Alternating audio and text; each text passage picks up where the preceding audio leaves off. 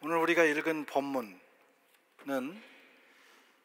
벨릭스 총독에 의해서 다시 새로 부임한 베스도 총독 앞에서 사도 바울이 가이사에게 상소하는 이야기입니다.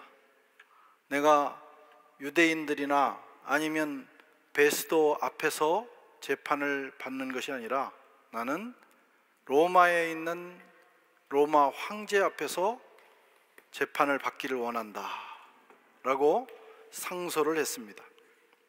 바울은 이번에도 위기를 극복하고 더 놀라운 것은 이 일을 통해서 로마로 가는 길이 열렸습니다. 벨릭스 총독의 후임으로 베스도가 부임했습니다. 그는 부임한 지 3일 만에 예루살렘, 이 총독부는 가이사라, 그러니까 지중해 해변가에 위치해 있습니다. 그래서 거기로 부임을 했지만 그래도 정치의 1번지는 역시 예루살렘입니다. 유대 권력자들이 다 있는 곳이 예루살렘이기 때문에 예루살렘을 방문하게 됩니다. 베스도가 온다는 소식을 들은 유대의 정치, 특히 종교 지도자들, 대제사장과 또 유대 권력자들이 이번에도 바울을 제거할 음모를 꾸밉니다. 베스도가 새로 부임했으니까 아무래도 베스도가 정치 지형을 살피고 또 자기가 안정적으로 통치를 하기 위해서는 유대 지도자들의 말을 들어줄 것이다, 그 마음을 사기 위해서 그렇게 생각을 하고 이번이 바울을 제거할 수 있는 가장 좋은 기회라고 판단을 했습니다. 그래서 베스도가 올라왔을 때 베스도에게 이렇게 요청을 했습니다. 3절에 보면 베스도의 호의로 바울을 예루살렘으로 옮기기를 청하니, 그 전에 벨릭스에게, 그 전에는 우리가 바울을 다시 만나가지고 좀 얘기를 좀 하면 좋겠다, 그렇게 해서 바울을 끌어내려고 했다가 그게 실패했어요. 나올 때 죽이려고 했어요. 그런데 2년 후에 그 방법과 그 마음이 변하지 않았습니다. 이번에는 베스도에게 지금 가이사라에 갇혀있는, 거기에 구금되어 있는 바울을 예루살렘으로 옮겨서 거기서 재판을 하면 좋겠다.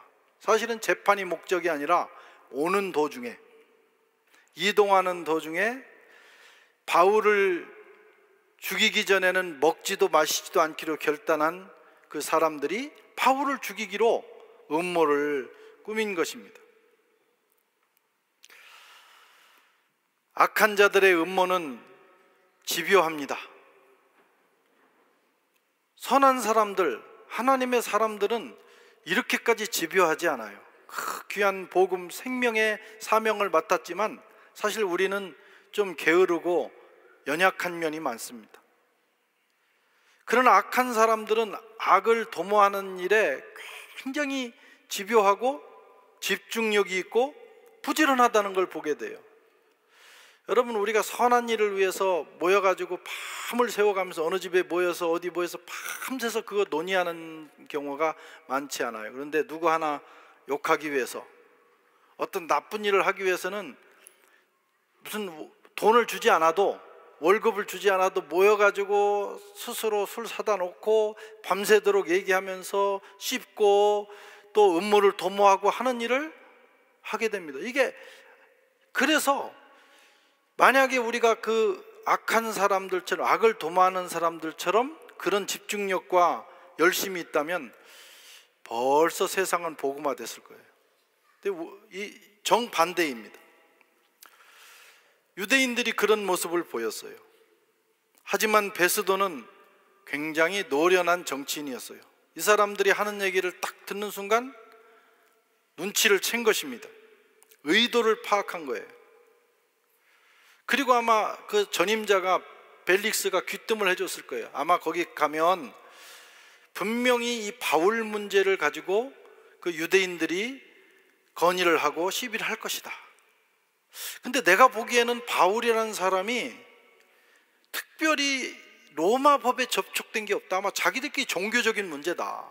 그러니 이 문제를 생각을 하고 올라가는 게 좋을 것이다 라고 아마 분명히 얘기했을 겁니다. 이제 이런 정보들을 취합해서 가보니까 유대인들이 지금 하는 얘기가 딱 파악이 된 거예요.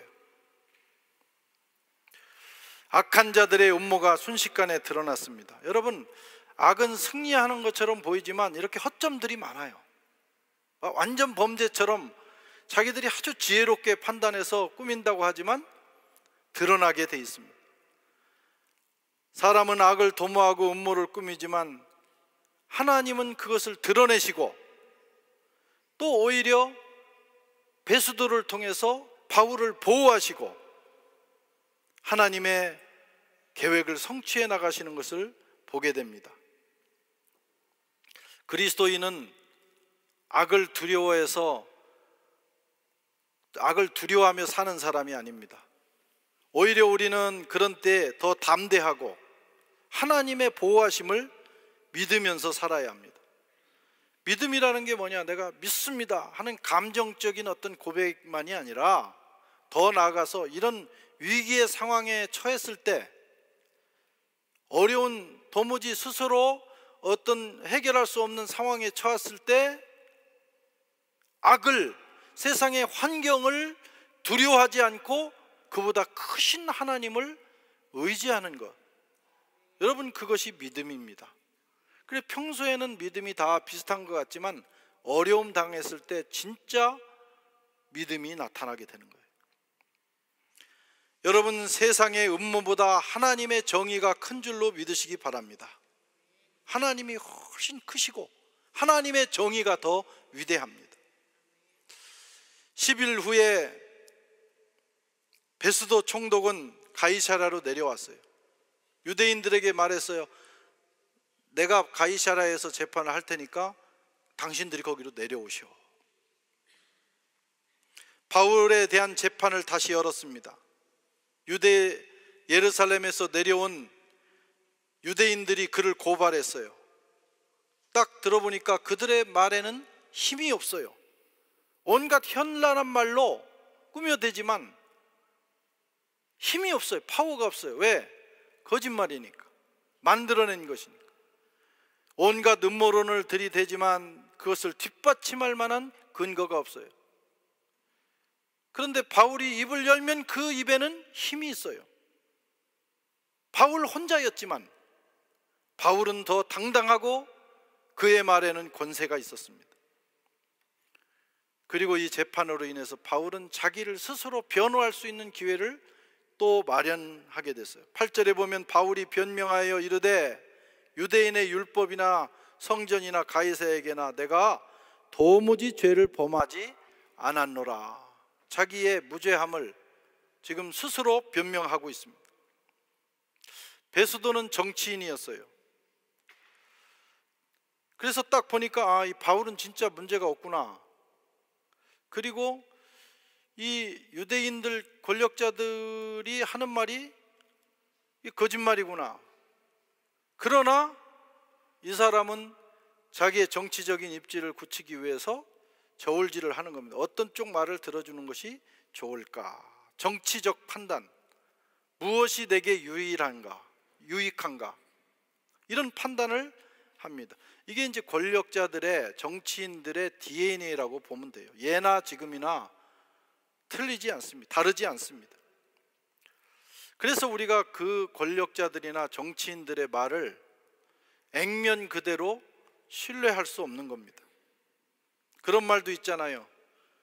이 정치인들은, 여기 뭐 혹시 그런 분이, 부모님이 그런 분이나 친척이 있으면 죄송합니다만 하여튼 그런 말이 있어요. 그 사람들은 숟가락 들 때 말이 다르고, 놀 때 말이 다르고, 앉을 때 말이 다르고, 일어날 때 말이 다르고, 헤어질 때 말이 다르고, 만날 때 말이 다르다. 그리고 떳떳합니다. 어제 한 말이 다르고 오늘 말을 바꿔도 그 미안해하고 부끄러워하는 사람이 별로 없어요. 그냥 너무 당당하게, 뭐 당연한 것처럼, 왜 그러느냐는 듯이. 얘기하는 사람들이 많습니다. 그게 하나의 DNA가 아닌가. 자기에게 유일한 거, 유익한 거, 거기에 힘을 실어주고 또 자기 변명을 현란하게 호리는 말로 합니다. 그래서 우리 국민들은, 이 백성들은 정신을 바짝 차리고 살아야 돼요. 누가 말을 잘한다고 거기에 막 이렇게 분위기에 휩쓸리다 보면 내 소중한 시간, 내 인생을 다 뺏길 수도 있습니다. 요즘 우리 한국 정치가 그런 상황이에요. 이게 뭐가 진실인지, 뭐가 팩트인지, 이게 지금 뭐 이쪽 말이 맞는 것 같고 또 어떻게 들으면 이쪽 말이 맞는 것 같고, 그래서 어떤 사람들은 여기로 쫙 몰려가서 자기 인생을 다 소모합니다. 여기 가서 소모합니다. 근데 조금 지나고 나면 그게 아니었네? 그런 날이 또 올 수도 있어요. 국민의 한 사람으로서 이제 해외에 나와 있다 보면 진짜 애국자가 돼요. 우리가 이렇게 정치에 해외에서 개입하지는 못하지만 그래도 나라를 생각하는 마음이 국내에 있는 사람 이상으로 우리도 있어요. 특히 우리 같은 목사들은 교회 안에 이쪽도 있고 저쪽도 있고 중간도 있고 다 있기 때문에 굉장히 조심스러워요. 말 한마디 잘못하면 저기 보수야? 우리 목사님 보수야? 국힘당이야? 우리 목사님 민주당이네? 나는 양쪽의 당적을 가져본 적이 없어요. 저는 예수당입니다. 그래서 이쪽이 옳다고 생각하면 이쪽을 밀었다가, 저쪽이 옳다고 생각하면 저쪽이 밀었다가, 양쪽이 다 틀렸다고 하면 안쪽도 안 미는 거예요.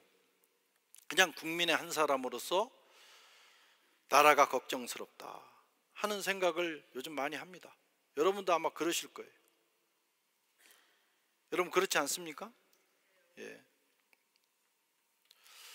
이제 거기 위에서 나라를 이끌어가는 분들한테 대한 기대, 우리의 기대는 다 자기의 권력과 미래를 위해서 어느 정도 포션을 가지고 가는 것은 우리가 이해를 해요.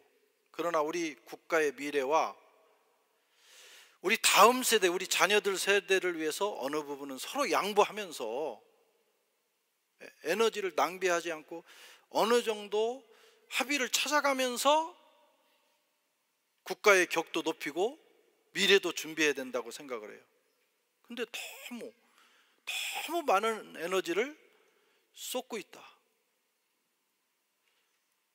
낭비하고 있다, 그런 생각들이 들어요. 그리고 요즘 누구 말이든지 믿을 수 없어요. 어느 날 이 얘기 들으면 이 얘기 같고 맞는 것 같고, 저 얘기 들어보면 저 얘기가 맞는 것 같고.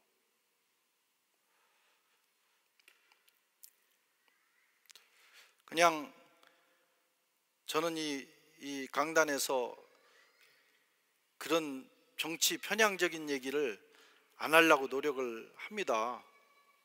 근데 이런 말씀 드려서 오해하지 마시고 또 가가지고 막 고민하고, 아니 우리 목사님이 그쪽이었어 저쪽이었어 막 서로 그러지 마시고, 그냥 나라를 걱정하는 마음으로 어느 날 빨리 우리나라가 서로 마음을 합쳐서 국가의 미래를 향해서 나가면 좋겠다고 생각하는 거예요. 그래서 나라를 위해서 많이 기도하시고 안정이 되기를 위해서 기도해 주시고, 그리고 좀 좋은 지도자들이 앞으로 나올 수 있도록, 저도 이제 386 세대인데 이제 빨리 가야 돼요. 우리도 너무 노예한 분들부터 해가지고 그 전혀 변화되지 않는, 우리가 지금 AI 시대를 살고 또 잡으러 올지 모르겠네. 우리 AI 시대를 사고 지금 시대가 얼마나 발전했는데 그 동네만 발전을 안 한 것 같아요. 그래서 그 다음 세대에 또 희망이 있을까 하고 이렇게 보면, 다음 세대 지도자들이 보니까 윗세대의 못된 것들만 다 배워가지고 좋은 건 하나도 안 배웠어요. 그래도 그것도 걱정스럽습니다. 참 잘 준비돼서 우리 민족을 함께 여야 좌우를 통합해서 또 나중에 우리 민족을 또 통합하고, 그래서 이 시대에 정말 우리나라가 경제, 한류 이런 부분들은요, 나라의 격이 얼마나 올라갔는지 몰라요. 옛날에는 우리가 어디 가도 무시를 당했지만 요즘은 한국 여권만 내밀면 다 한국말로 인사해요. 빵집에 가도 한국말 하는 사람들이 있어요. 그리고 굉장히 자랑스럽게 생각을 해요. 근데 너무 그 부분만 우리가 많이 격이 떨어지지 않았나 그런 생각을 합니다. 하나님께서 우리 민족을 불쌍히 여기셔서 이제 그런 대립의 문제가 해결이 되고 이제 앞으로 어떻게 여러 절차를 밟겠지만 하여튼 가장 아름답게 해결이 돼서 우리 자녀들 세대에 자랑스러운 나라를 물려줄 수 있도록, 그리고 그런 아픔과 상처가 잘 서로 치료돼서 좋은 나라가 될 수 있도록 여러분 기도를 많이 해주시길 바랍니다. 오늘 여기 이 배수도 얘기하다가 이게 생각이 나가지고 말씀을 드리는 거예요. 하여튼 이 옛날부터 이 권력자들은 그런 속성을 가지고 있는 거예요. 뭐가 팩트냐, 뭐가 진실이냐, 그건 중요하지 않은 거예요. 그건 우리가 충분히 이해하지만 그래도 어느 부분은 그래도 나라를, 민족을 위해서 자기를 희생하는 것이 지도자다, 그렇게 생각을 합니다. 베스도가 바울에게 말을 합니다. 9절에 보면 베스도가 유대인의 마음을 얻고자 하여, 이렇게 하면서 바울에게 묻되 내가 예루살렘에 올라가서 이 사건에 대하여 내 앞에서 신문을 받으려느냐. 이 사람이 이 마음이 그런 거예요. 유대인의 마음을 얻고자 해서. 뭐가 바울이 옳은가? 지금 이 사람들이 하는 얘기가 팩트가 뭔가? 진실인가? 거기는 관심이 없어요. 어떻게 하면 내가 편하게 통치할 것인가?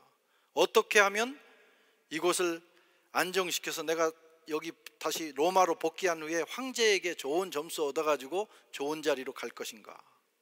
그게 베스도의 마음이었어요. 그래서 이 백성들은 늘 고달픈 거예요.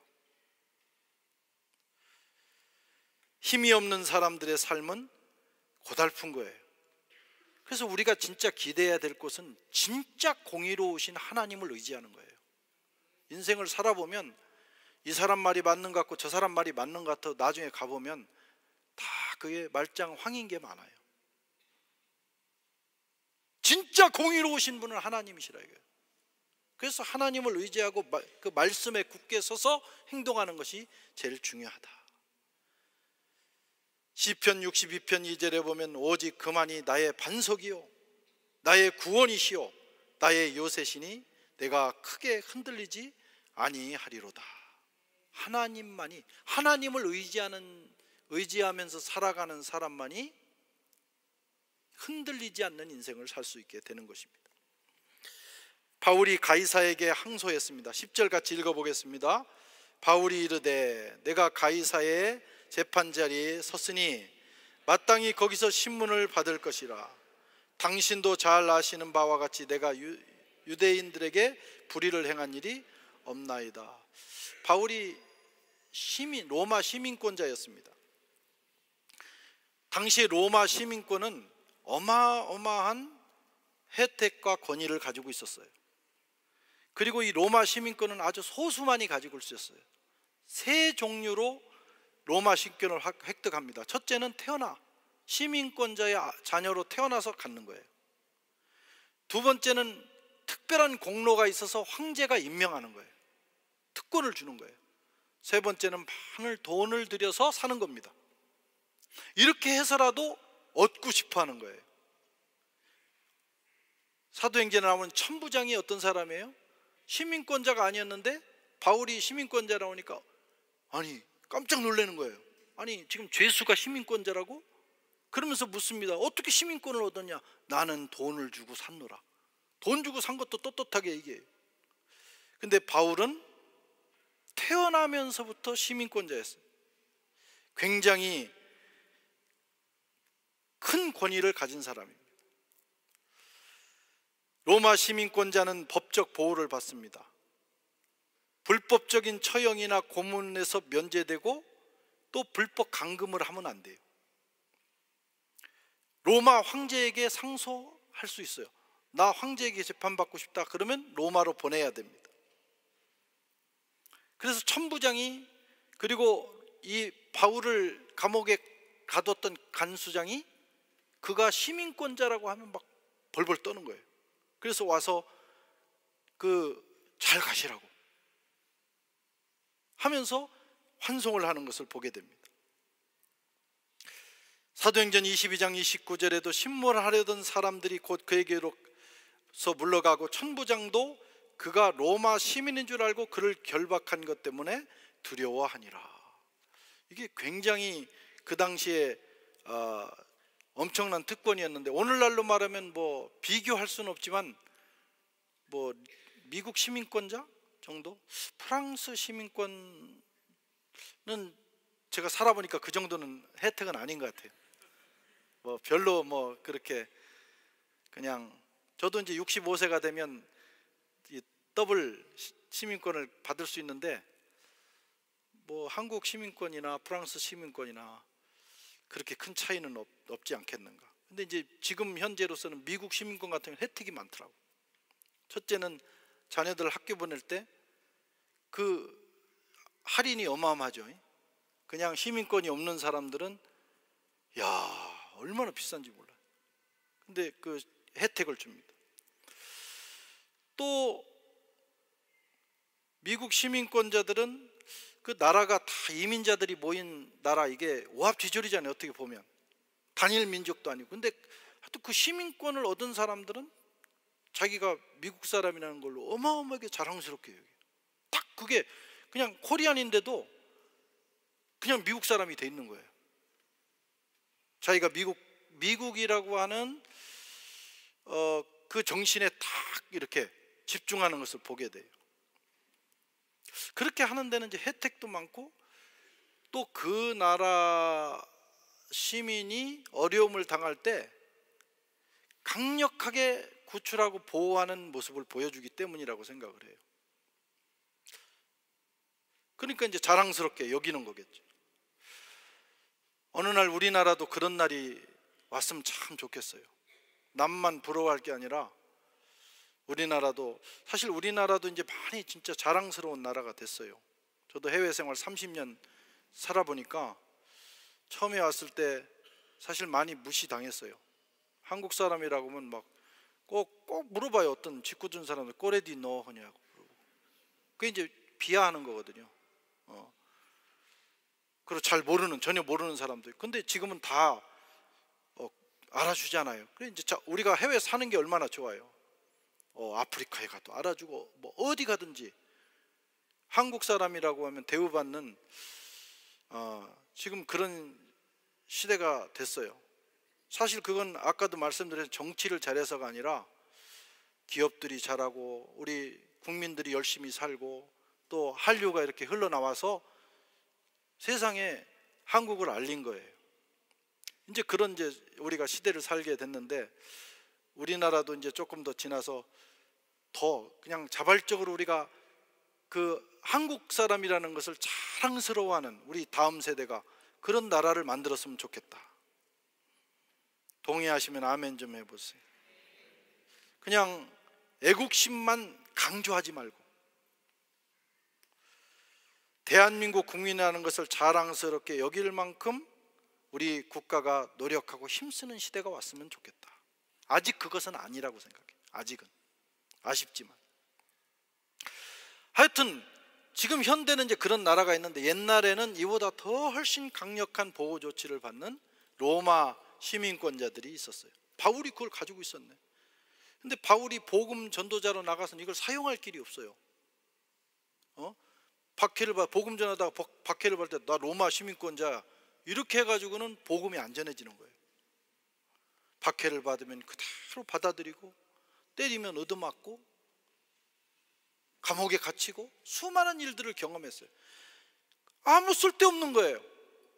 그런데 바로 오늘 이 순간에 바울의 로마 시민권이 빛을 발합니다. 이렇게 한번 쓰임 받는 거예요. 결정적인 순간, 내가 황제 앞에서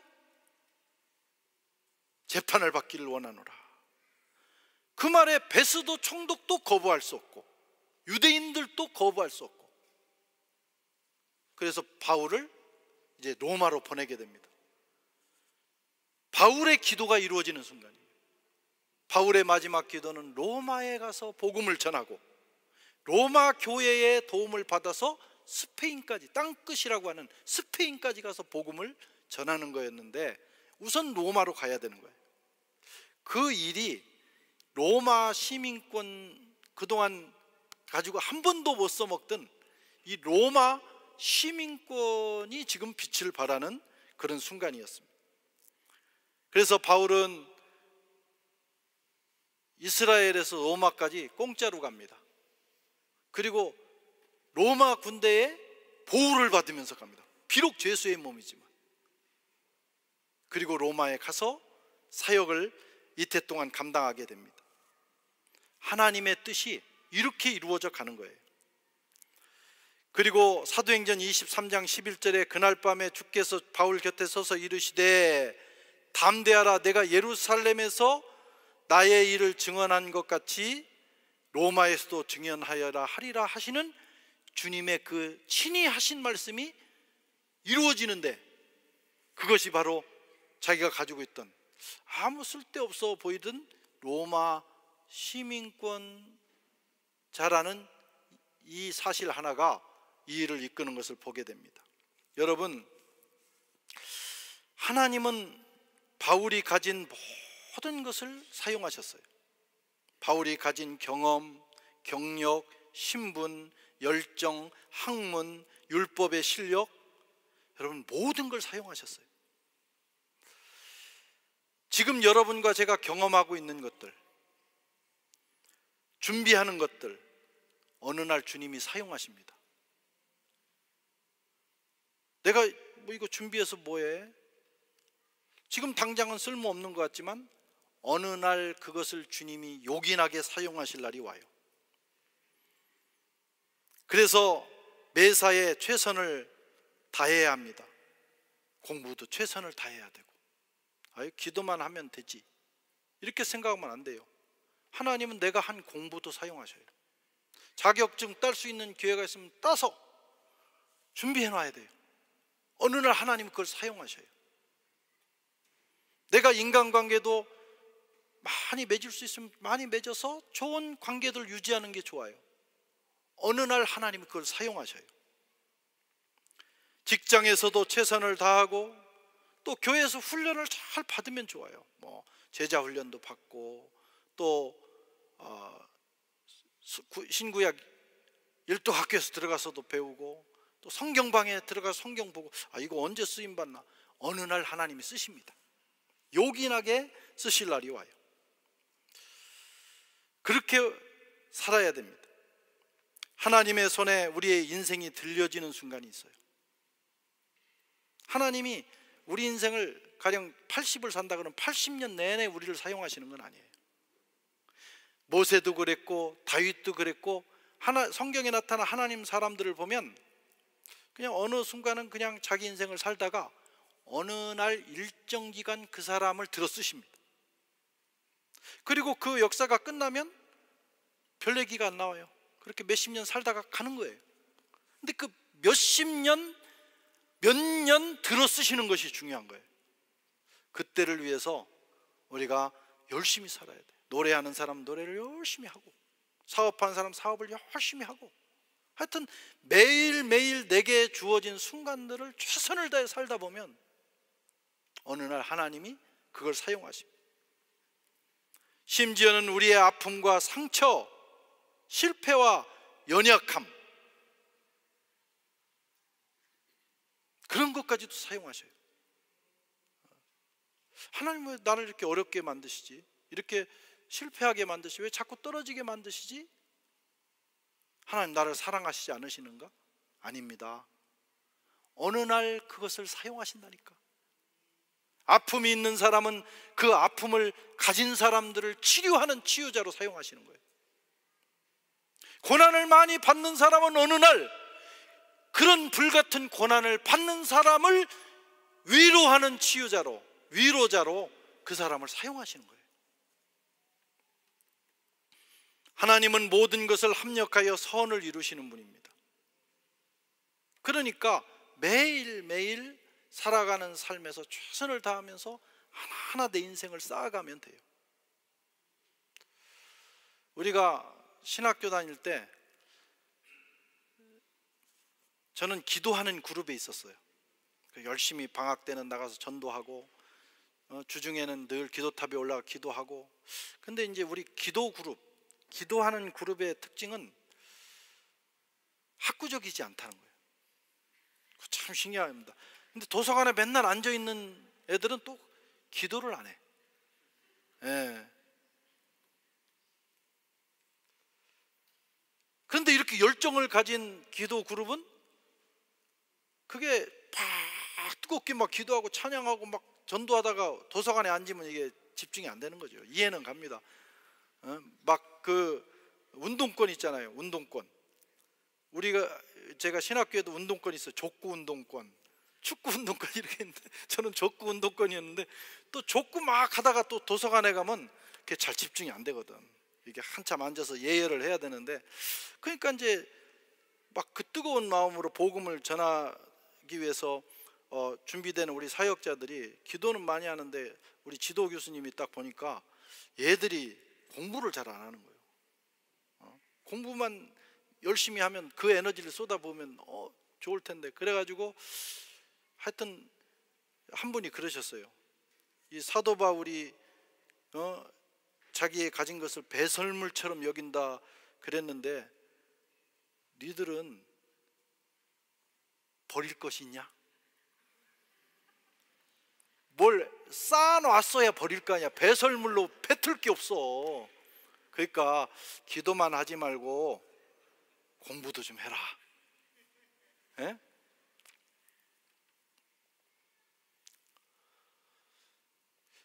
나중에 배설물로 여기지더라도, 내가 사도 바울이 다 예수 만난 다음에 배설물로 여겼죠. 제가 공부한 거, 자기의 실력, 자기의 신분.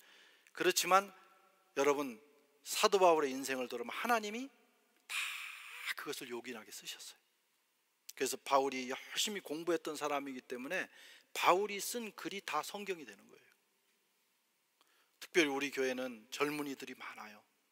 여러분, 여러분의 미래가 대한민국의 미래예요. 여러분들의 미래가 우리 한국교회의 미래고 하나님 나라의 미래입니다. 모든 것이 소중하게 쓰임받는다. 베세다 광야에서 어린 소년이 들고 온 물고기 2마리, 보리떡 5개, 젊은이의 한 끼 음식입니다. 그것이 15,000명을 먹이고 12강주리가 남았어요. 그거 보잘것없는 것 같지만 주님 손에 올려드리면 주님이 요긴하게 사용하시고 오병이어의 기적을 베푸십니다. 매 순간 최선을 다하십시다. 버릴 것이 없나니. 하나님의 사람들에게는 버릴 것이 없어요. 그렇게 살아가는 저와 여러분 되시기를 축원합니다.